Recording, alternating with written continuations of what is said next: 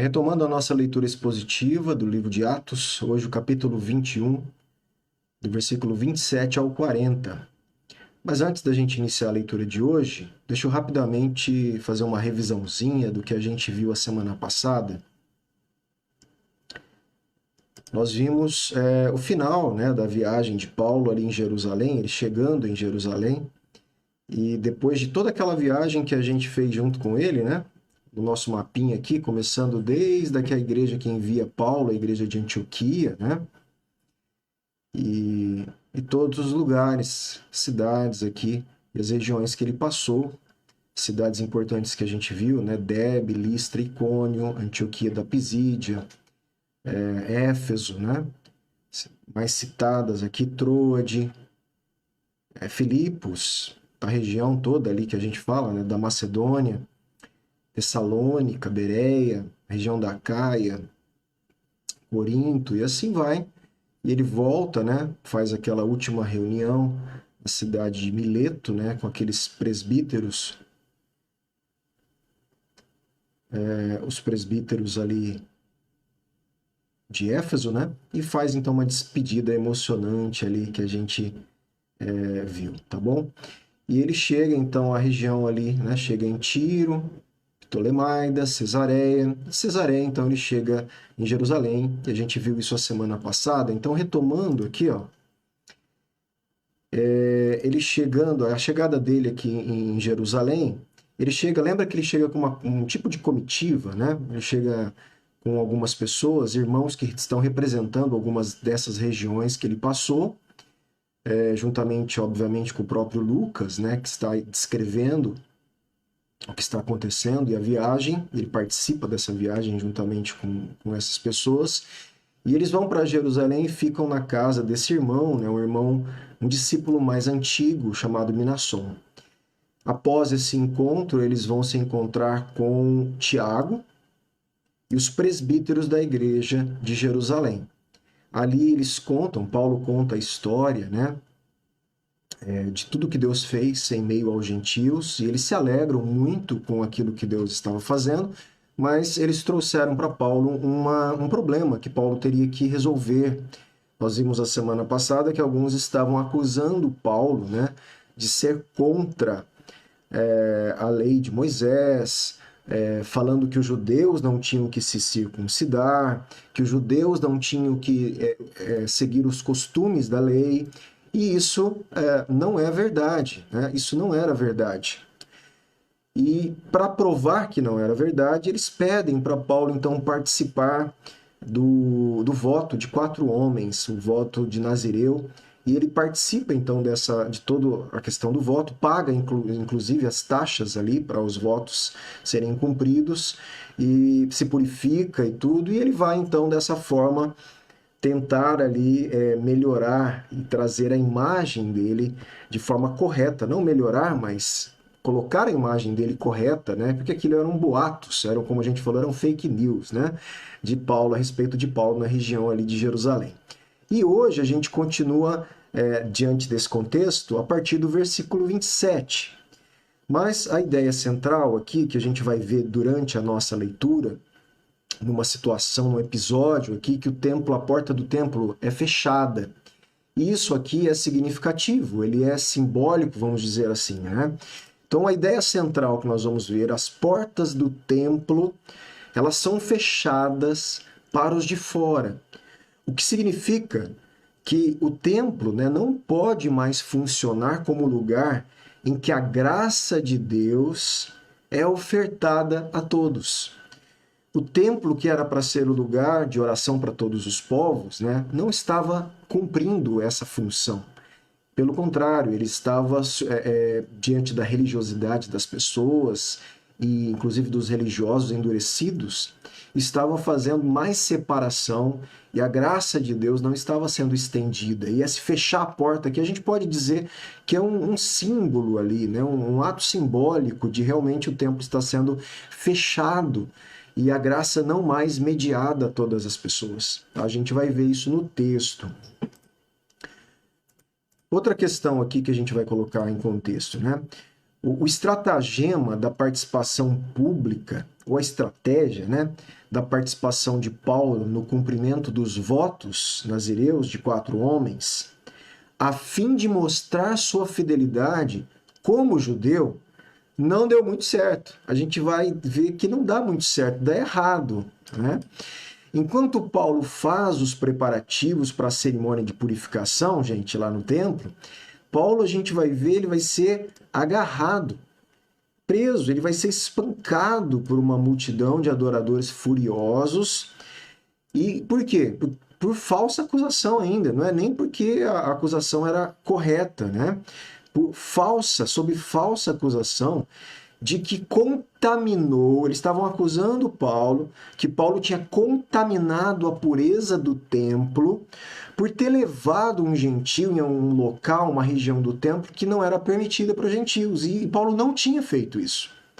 Então, debaixo de uma falsa acusação, eles, além de não ouvirem Paulo, a versão dele, né, o que tinha acontecido, eles acusam simplesmente, já agem com tamanha agressão, tamanha hostilidade contra a vida de Paulo.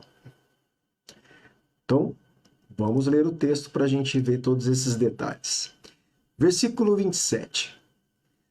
Quando já estavam por findar os 7 dias, lembra que tem a ver com os votos ali e também o processo de purificação, os judeus que tinham vindo da província da Ásia, ao verem Paulo no templo, então tinham judeus que vieram de uma região da Ásia para Jerusalém, e eles reconheceram Paulo. Olha lá, quando eles viram Paulo no templo, alvoroçaram, eles começaram a instigar o povo contra Paulo, né? Alvoroçaram todo o povo. Imagina, gente, o pessoal ali chegou, viu, a hora que eles viram Paulo, eles começaram um motim, né? Uma rebelião ali, né? Contaminar o coração das pessoas contra Paulo sem nem saber se era verdade ou não. O povo foi levado por esses boatos. Imagine, olha, aquele homem ali, ele é contra o templo, ele está contaminando o templo, ele é contra a circuncisão, e deve ter falado um monte de coisa, ele está pregando outras coisas, e eles incitaram o povo a ir contra Paulo, alvoroçaram o povo de tal forma que todo o povo ali, eles agarraram Paulo e começaram a gritar, gente. Começou um tropé dentro do templo ali, motivado por esses judeus que vieram da Ásia, com tamanha ira, ódio, hostilidade pela pessoa de Paulo. Na verdade, pela pregação do evangelho, né, que Paulo representava. E aí eles falam ali, gritando, olha só, israelitas, olha que absurdo, né? Socorro! Né? Socorro, olha esse homem, como se fosse, na verdade é como se fosse, olha um criminoso que está no nosso meio, né? Eles fizeram, né, o maior barraco mesmo. Israelitas, socorro! Este é o homem que por toda parte, olha a acusação, anda ensinando todos a serem contra o povo. Então, eles começaram a acusar Paulo, esse homem aí que a gente conhece ele, né? Esse homem aí tá andando por tudo quanto é lugar, passou lá na nossa cidade, na nossa região também, ensinando, né, todo mundo ser contra o povo judeu.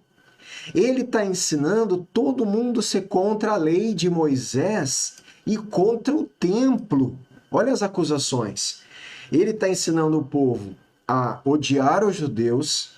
Como ele era judeu, né? Ele está ensinando o povo a odiar e contra a lei de Moisés.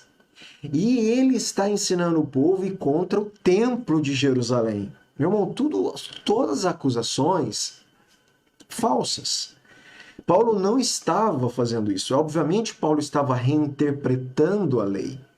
Obviamente, Paulo estava mostrando que no Antigo Testamento, o povo de Deus também estava sendo estendido agora pelo Evangelho aos gentios. Então, existia uma interpretação diferente da tradição, né, da época religiosa. Mas de forma alguma Paulo estava fazendo isso que eles estavam falando, né, e acusando. E eles continuam, ó, e mais ainda, né? Olha o que Paulo fez. Ele introduziu até gregos no templo. Né? Nós vamos ver aqui, eles estão achando que Paulo introduz um grego, né, um homem gentil, que estava andando com ele na cidade, e eles, né, na cabeça deles, na imaginação criativa e odiosa deles, acharam que Paulo levou o cara para dentro do templo de Jerusalém, num lugar que o gentil não podia entrar, profanando o templo e o recinto sagrado. Gente, é um absurdo aqui o que está acontecendo. E não só o absurdo das acusações, que são todas falsas, um absurdo é o povo ouvir e acreditar e ajudar esses homens a amarrarem, agarrarem e até espancar Paulo.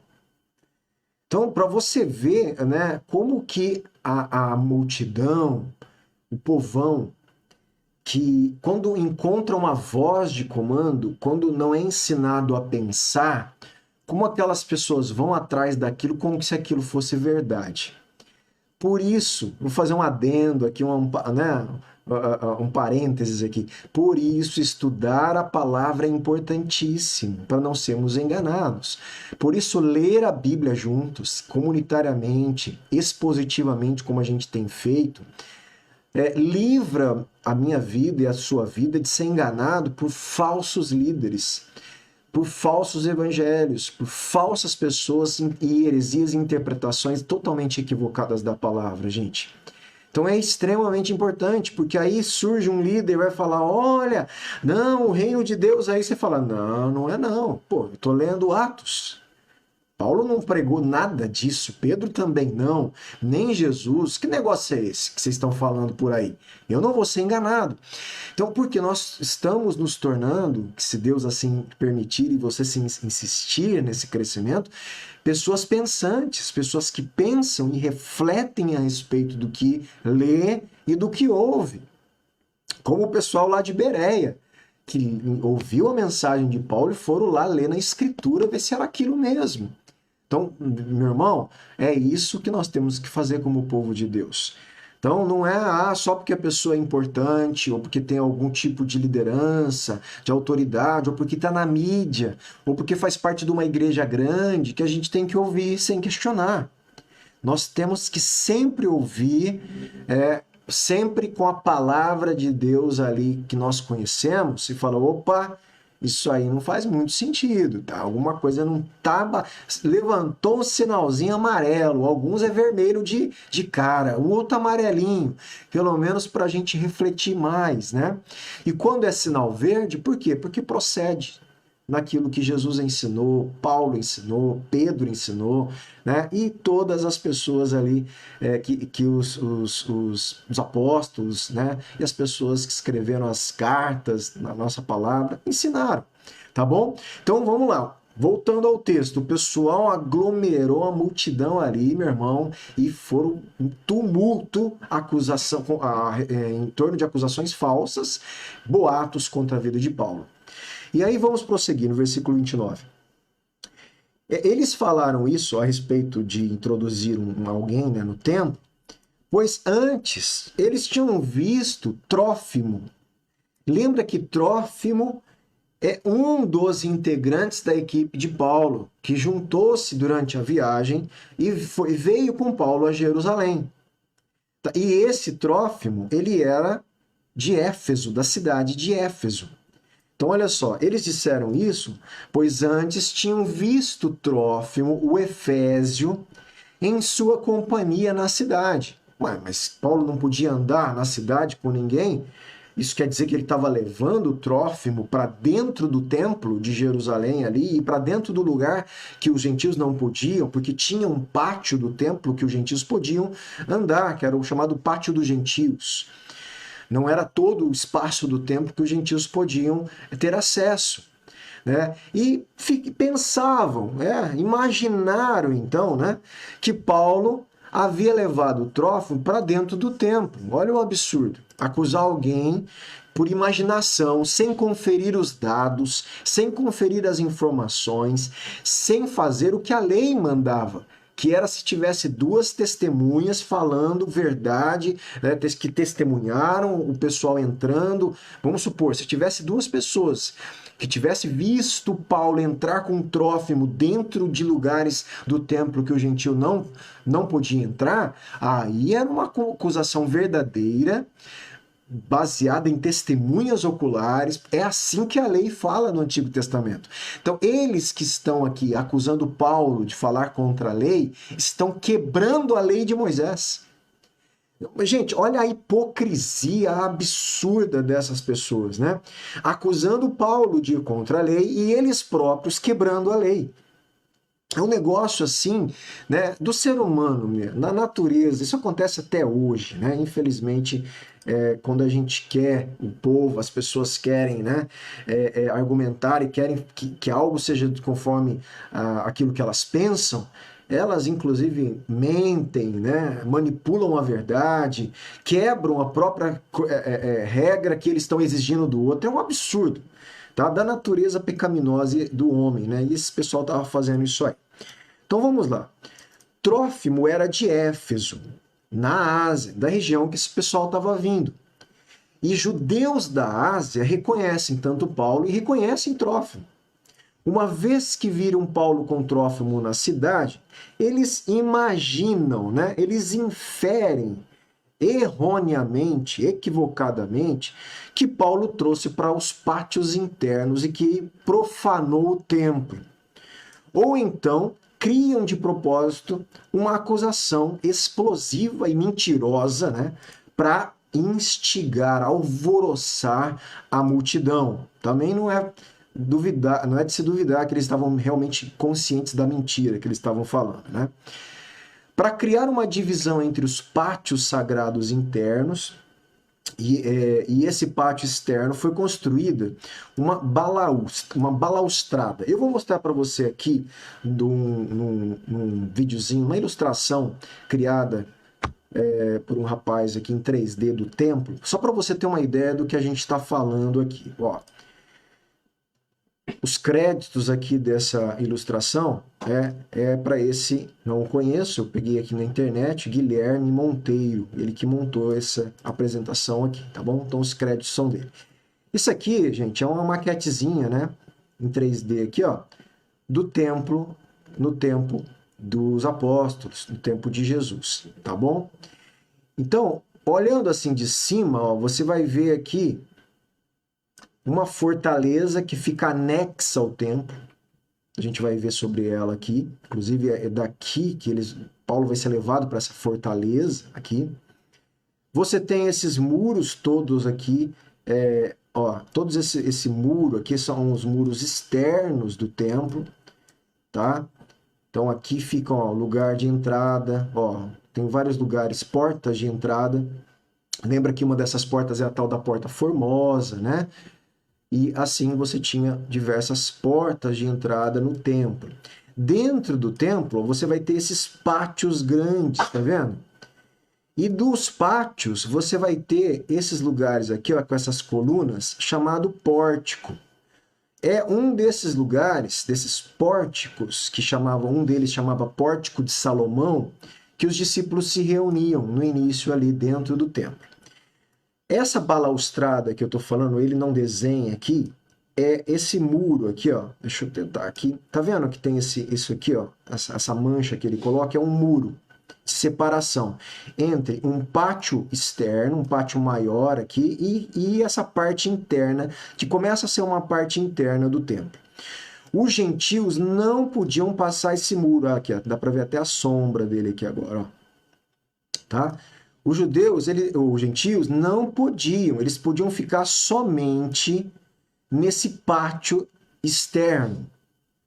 Eles não podiam passar esse lugar que provavelmente era feito dessa balaustrada que fala, que eram tipo uns pilarezinhos que se colocam em cercas na época provavelmente de pedra, obviamente, que fazia essa separação, e algumas pedras, inclusive com algumas inscrições que proibia a passagem dos gentios para dentro desse muro. É isso que Paulo fala, que Jesus quebra, então, a barreira de separação. Lembra disso? Numa carta que Paulo escreve, essa barreira de separação é uma barreira que existia dentro do templo, onde o gentil não tinha acesso aos privilégios do templo. Em Cristo, o gentil agora tem acesso direto ao Santo dos Santos, como o judeu convertido a Cristo. Então a barreira que fazia a divisão entre os povos em Cristo, ela cai. E essa barreira é simbolizada justamente por essa cerca, né, por esses muros internos ali, essas balaustradas, né, junto com essa cerca, que não deixavam os gentios acessarem esse lugar interno, tá bom? Esse é um registro que a gente tem histórico aí. Voltando aqui então, ó. De acordo com a descrição de Joséfo, tinha 1,5 metro de altura, essas balaustradas, tinha 1,5 metro de altura, tipo, então, muretas ali que tinham, e placas alternadas em grego, então também tinham placas que estavam escritas em grego e latim, posicionadas em intervalos regulares para advertir estrangeiros, pessoas que não eram judeus, de que era proibido acessar o limiar que dava para a área santa. Então, nesses muros, tinha placas que eles liam, né, de período em período, coisas que vão estar escrito como embaixo, nós vamos ver algo, inscrições semelhantes, que o gentil olhava e falava, poxa, eu não posso entrar lá, porque senão eu vou ser punido. Eu não tenho acesso à parte interna mais sagrada do templo. Foram encontradas 2 tábuas de pedra com inscrições em gregos que dizem assim, ó, registro arqueológico. Nenhum estrangeiro deve entrar no átrio e na balaustrada em torno do santuário. Quem for pego será culpado da própria morte subsequente. Olha só, além, né, de falar não pode entrar, se o gentil fosse pego entrando ali, pisando um local que não era permitido, era passível de morte. Então, se Paulo realmente leva um gentil para essa área, eles podiam, então, matá-lo conforme o aviso que estava dado ali no templo. É possível que Paulo tivesse sido morto se os soldados romanos não houvessem intervido, como a gente vai ver.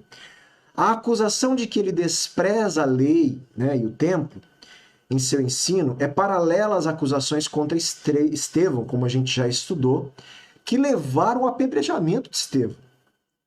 Uma acusação adicional é de que ele afronta, né? Falaram que Paulo estava afrontando o nosso povo, como que se ele não fosse povo judeu. Então, provavelmente alguns não sabiam disso. O objetivo aqui, gente, desse pessoal aí, esses judeus da Ásia, era incitar a multidão para matar Paulo. Ponto final. Né? Eles queriam instigar, incitar, alvoroçar o povo contra a pessoa de Paulo com falsas acusações, conscientes ou não, mas para matar Paulo. Se era consciente, eles estavam mentindo. Se não eram conscientes, eles próprios estavam quebrando a lei porque eles não estavam seguindo as regras de acusar alguém com testemunhas oculares, conforme a própria lei de Moisés. Então vamos seguir o texto aqui, ó. Toda a cidade ficou em grande alvoroço. E o povo veio correndo, né? Quando tem barraco, né, o povo se junta, não junta? Lugar de cidade pequena, então, não é assim? Cidade pequena, nos bairros, meu irmão, né? Começou a acontecer um barraco ali no bar da esquina, no vizinho, aglomera todo mundo, sai para ver o que está acontecendo. Nessa época aí não era diferente, o pessoal saía para ver o que estava acontecendo. Alvoroço, grito, né? Gente amarrando Paulo, querendo bater em Paulo, meu irmão, um tropé ali. O povo do templo também sabendo o que fazer, a gente vai ver aqui o que eles fazem, né? Agarraram Paulo, olha lá, agarraram à força Paulo e arrasta Paulo para fora do templo. A intenção não era boa não, tá? Os caras já tinham a intenção de matar Paulo, gente. Então, falsa acusação, boato, né, fake news ali, sem ouvir a versão de Paulo, nem sabiam, alguns nem sabiam que ele era judeu, simplesmente falavam que ele falava mal do povo, mas povo judeu, gente, ele era judeu, né? Então, o baita de má fé dessas pessoas, né? E arrasta o homem, leva para fora do templo, e olha o que acontece, imediatamente as portas do templo foram fechadas. Algo muito simbólico e importantíssimo. Um templo que deve ter as portas abertas para levar graça, o reino de Deus, a lei de Deus, o favor de Deus aos povos, aquilo que Jesus fala que aquele templo deveria ser casa de oração para todos os povos, esse templo, as portas agora é fechada para Paulo, para né, o gentil que Paulo colocou, e não era verdade. Então as portas do templo estavam simbolicamente se fechando, né? A religiosidade da época, desviada dos valores do próprio Deus e da própria revelação do Messias a eles, ao invés de abrir as portas para que a graça de Deus alcançasse as nações, estava fechando a porta a esse tipo de mensagem e representada na pessoa de Paulo, que tinha uma mensagem do evangelho a todos os povos. E isto eles estavam agora simbolicamente também fechando as portas do templo, né? Olha lá, a cidade toda está agitada. Eles arrastam Paulo dos pátios internos para o pátio externo, onde ele é cercado por uma multidão enfurecida. As portas do templo são fechadas para evitar que qualquer outro gentil entre, né, e contamine com sua presença impura, ou para evitar que o tumulto se espalhe para dentro dele. Não havia motivo para incluir esse detalhe secundário da porta fechada, a menos que seja a intenção de Lucas transmitir uma mensagem simbólica. E provavelmente foi isso. Semelhante àquela da cortina do templo quando rasga na crucificação de Jesus, né, ele fala o quê? Que o véu do templo se rasga de cima a baixo. Um ato simbólico, podemos dizer, inclusive profético, né, anunciando da parte de Deus que na cruz, através de Cristo, o Santo dos Santos estava aberto a todo aquele que cresce, né, na obra de Cristo Jesus. Então, nós temos que entender isso que está acontecendo. E aqui é o contrário. O templo está se fechando às outras nações, diante, né, de algo totalmente absurdo. Há pessoas que estão hostilizando a mensagem do Evangelho e um apóstolo de Deus levantado para anunciar a boa notícia da salvação, de que Jesus é o Cristo, o Filho de Deus, do Deus vivo, aquele que cumpre e faz a obra de todo o Antigo Testamento, a obra do rei prometido, do profeta prometido, do sumo sacerdote prometido, toda a obra do Messias, do ungido, capaz de reconciliar a humanidade com Deus. Eles estão fechando a porta para o mensageiro dessa mensagem de salvação. Né? Então é realmente um absurdo o que está acontecendo. E não só isso, procurando eles matá-los. Os caras estavam querendo matar Paulo, meu irmão, né? Que absurdo, né? Que coração endurecido e odioso, lutando contra Deus, indo contra a revelação do próprio Deus, né, da obra de Cristo, do evangelho que Paulo estava pregando e anunciando. Então, procurando eles matá-lo, chegou ao conhecimento, olha lá, o que estava acontecendo, vai lá no ouvido de quem? Do comandante da tropa romana, né, dos romanos. Então, chegou ao conhecimento do comandante das tropas romanas que toda Jerusalém estava num motim, numa rebelião, num alvoroço. Uma coisa que os comandantes romanos tinham que fazer é manter a ordem. Uma das coisas, as piores coisas para o comandante da tropa romana, da região ali, era perder o controle da ordem da paz, da tal da Pax Romana, que era tão, né, para eles, um orgulho que o Império Romano mantinha essa paz para um fluxo de comércio, né, um ir e vir das pessoas, obviamente para levantar os impostos para o Império Romano. Então esse status, quando tinha essas rebeliões e esses alvoroços, isso comprometia o serviço, da pessoa responsável da região diante do Império Romano e se apegar mal. E o comandante tem que intervir na situação. E ele vai ter que intervir, vai fazer isso. Então chega lá nos ouvidos do comandante da tropa romana o que está acontecendo. Então o comandante, o comandante da tropa, levando logo, imediatamente ele arruma os soldados, centuriões, né? Homens que eram autoridades sobre 100 soldados romanos, né?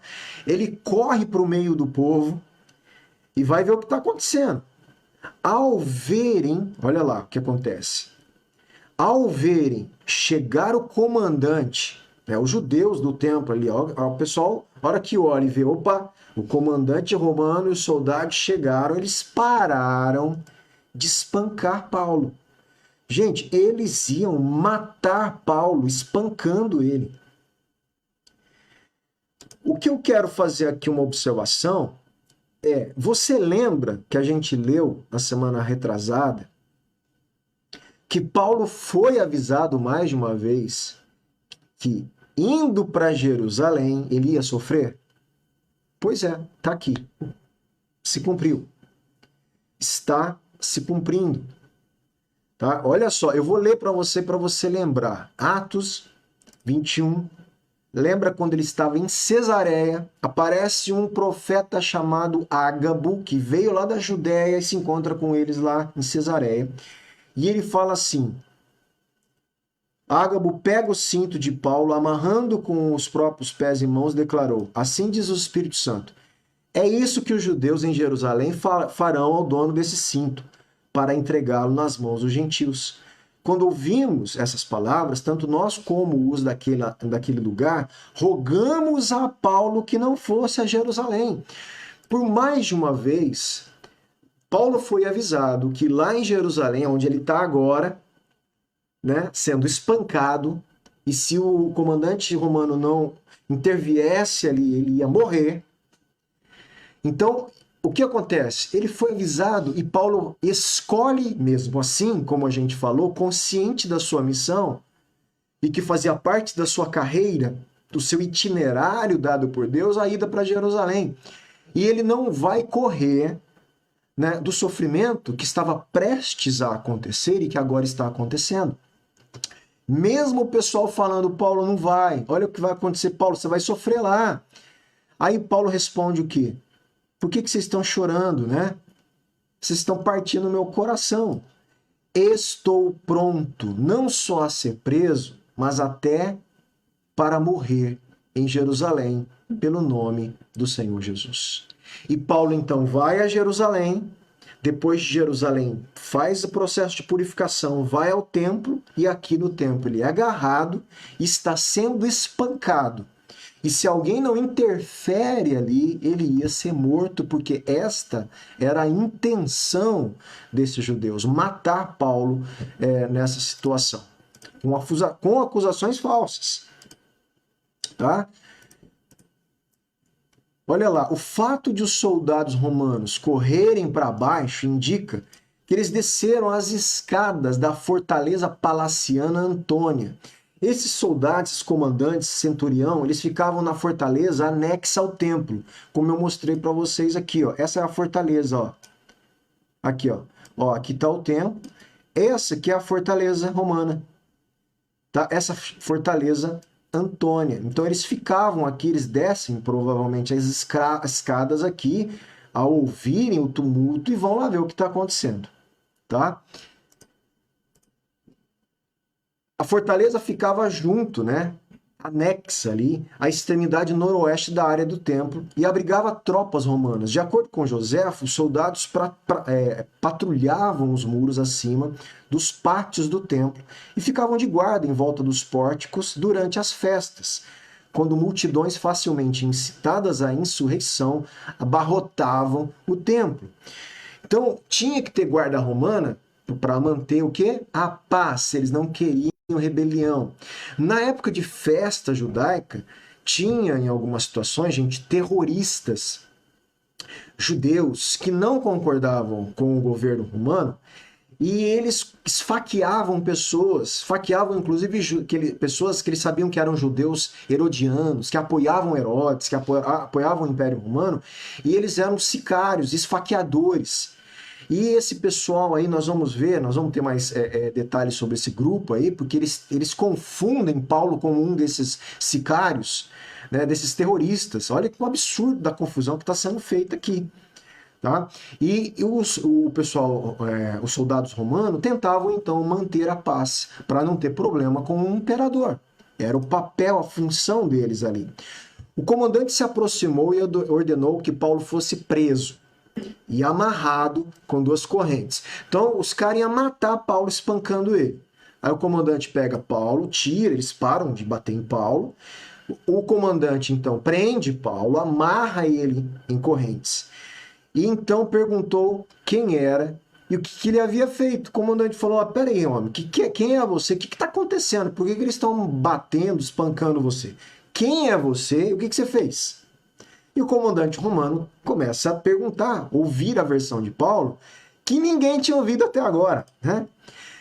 Os homens que prezavam pela lei de Moisés, que tinham que ouvir Paulo, segundo a lei de Moisés. Né? Olha que coisa, né? Absurda.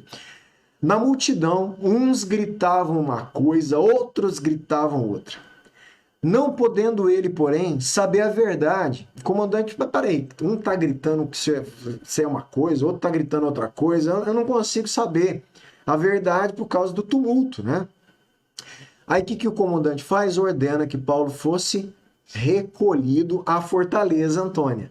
Então vamos tirar Paulo desse alvoroço da multidão, no meio do povo aí da multidão, todos aquecidos aí, né, com a flor da pele aí, e que vão matar esse homem, vamos tirar ele daqui, leva ele para a fortaleza, mas gente, vamos ouvir direito o que está acontecendo aí, né? Ao chegar às escadas, foi preciso que os soldados carregassem Paulo, por causa da violência da multidão. Meu irmão, o povo estava tão violento contra um inocente, tá? Contra um inocente, contra alguém que eles achavam que tinha feito uma coisa, incitado por judeus da Ásia, que nem era da comunidade deles ali, que eles acreditaram, querendo matar um cara que era inocente, meu irmão.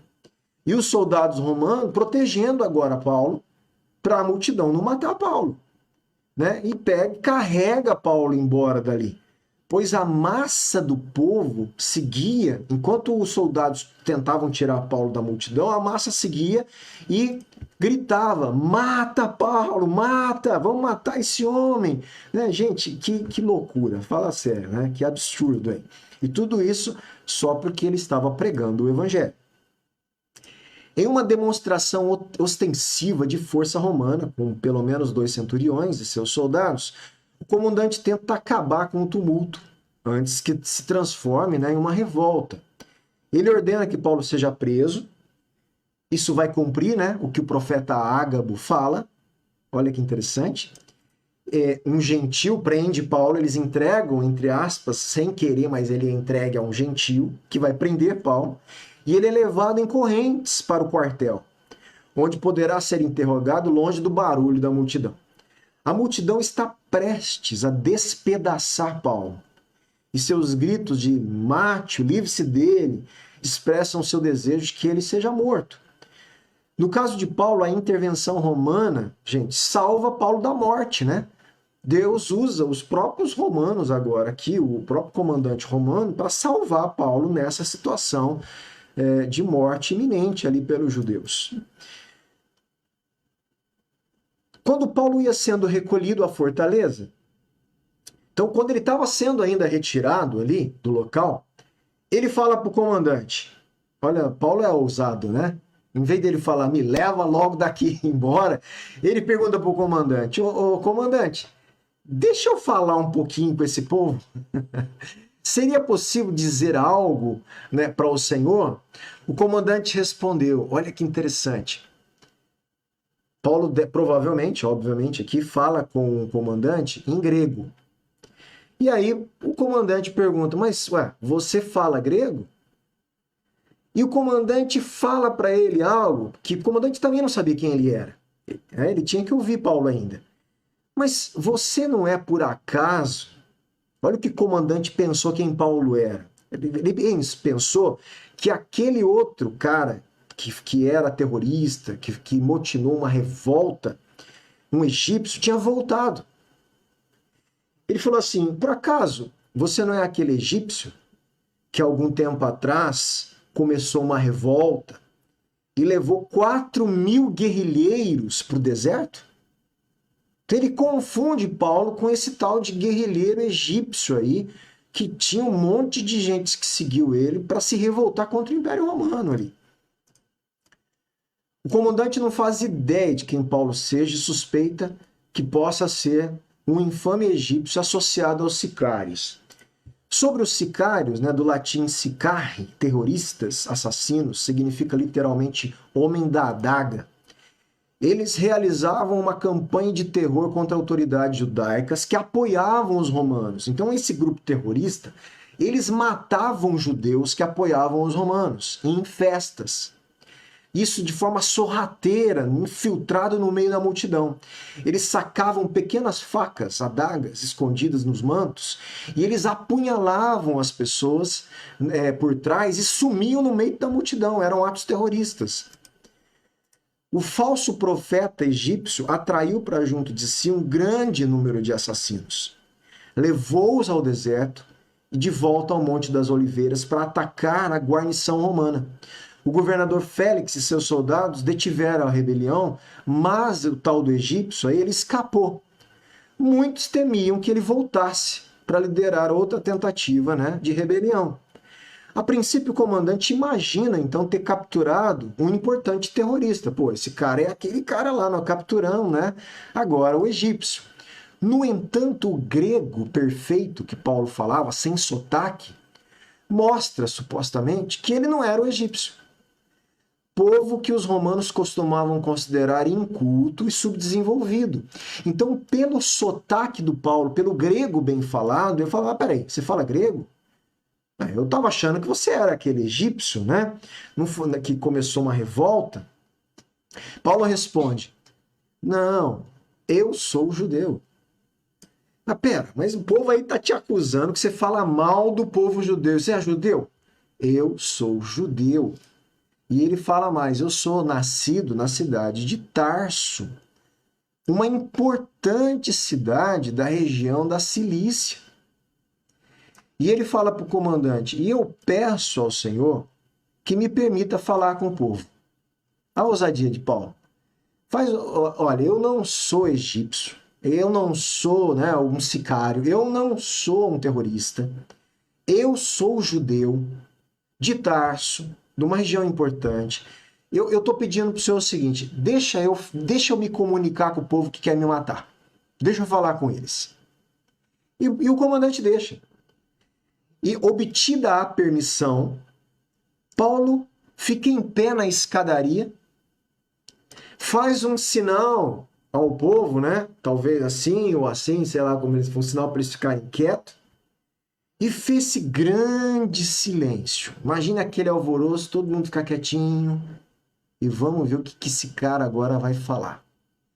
E quando Paulo começa a falar com os judeus, imaginem que idioma ele fala. Na língua formal do povo, na língua que os estudiosos da época, não era todo o povão da época que falava hebraico, a língua popular era o aramaico, a língua da escrita da lei era o hebraico. Então, ele começa a falar, né, numa linguagem que os rabinos, os fariseus, os saduceus, o povo do Sinédrio, todo aquele povo que estava lá, os mais religiosos, aqueles que sabiam ler, numa linguagem culta e formal da própria estrutura do povo, da tradição do povo judeu. E da gema, vamos dizer assim, sem nenhuma contaminação de outros idiomas, o hebraico puro falado por eles, da escrita da lei. Então todo mundo quieto e ele começa a falar, com o comandante ele fala em grego.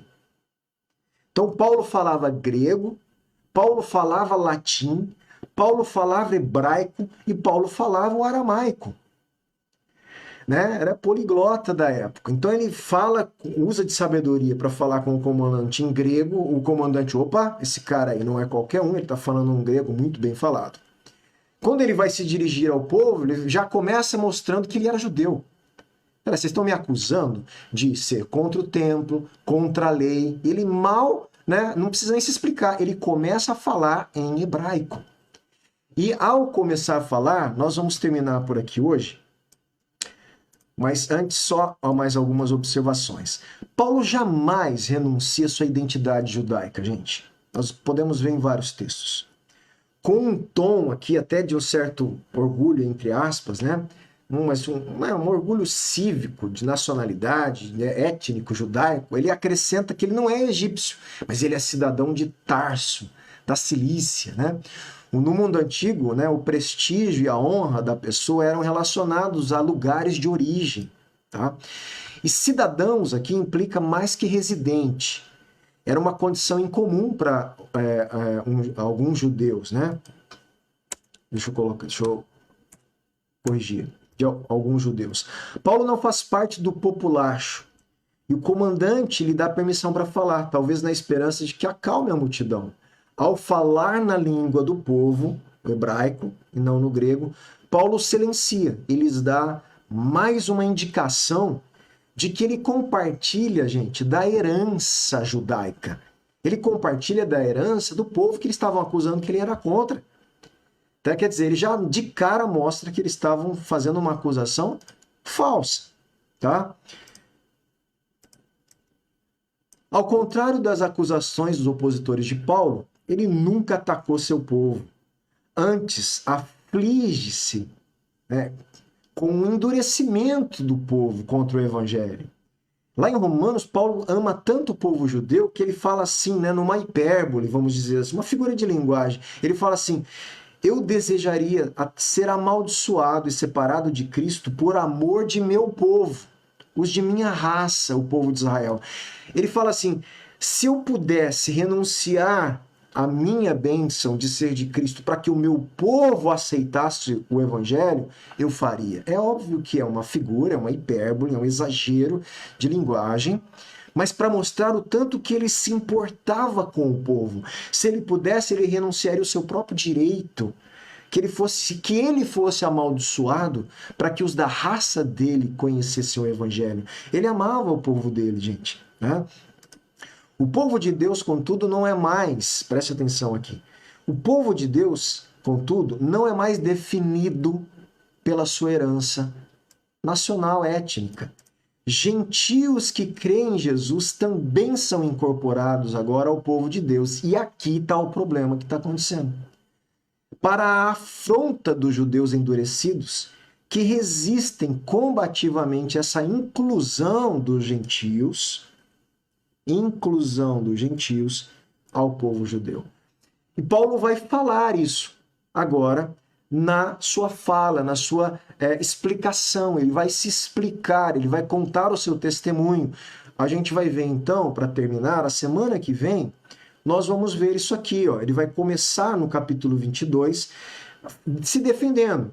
Ele vai falar, irmãos, pais, né, escutem a minha defesa. E ele vai começar a contar a sua história. Eu sou judeu. Eu fui instruído, ele era fariseu, gente. Ele foi instruído por um dos homens respeitadíssimos do Supremo Tribunal Federal de Jerusalém, chamado Gamaliel, do Sinédrio. Ele foi instruído no rigor da lei, zelou. Ele vai começar a contar isso para aquelas pessoas, tá? Mas aí ele vai contar como Jesus o encontrou, como ele começa a acreditar que Jesus então era o Messias. Ele vai contar tudo isso. A gente vai ler essa belíssima fala retrospectiva de Paulo a respeito da sua conversão e de quem ele é. Ao ponto dele falar então que esta lei de Deus e o evangelho de Deus também é ofertado aos gentios. E aí está o problema. Então, em vez de ele apaziguar, eles não vão ficar em paz coisa nenhuma, né? Mas isso a gente vai ver a semana que vem, por isso te convido a continuar a leitura expositiva de Atos comigo na próxima quinta-feira. tá bom? Então, só para encerrar, você viu que Paulo foi avisado que tudo isso iria acontecer, que ele ia ser, né, agarrado, preso, e mesmo assim ele obedece a Deus na sua ida a Jerusalém. E ele vai em Jerusalém, então é capturado injustamente por pessoas que o acusam de boatos que não são verdade. Vai ser preso, espancado quase até a morte, se não fosse a interferência do comandante romano. E aqui, logo ao sair, ele pede a fala para se comunicar e se defender. E é óbvio que a gente vai ver mais de uma vez agora todas as defesas de Paulo. Ele prega o evangelho. E fica mais uma vez um incentivo da vida de Paulo para nós como igreja, como discípulos de Cristo, né? Prega o evangelho. Isso aí a gente está vendo constantemente no livro de Atos. Essa é a missão da igreja. Essa é a missão de Paulo vivida e pela vida dele, ele nos incentiva a fazer a mesma coisa, né? Pregar o evangelho em toda e qualquer situação, levar a mensagem que pode salvar a humanidade e reconciliar as pessoas com Deus, né? De que Jesus é o único caminho, né? O único Cristo ungido de Deus, capaz de perdoar o pecado da humanidade, de dar vida eterna e de nos ressuscitar para a vida eterna no último dia, tá bom?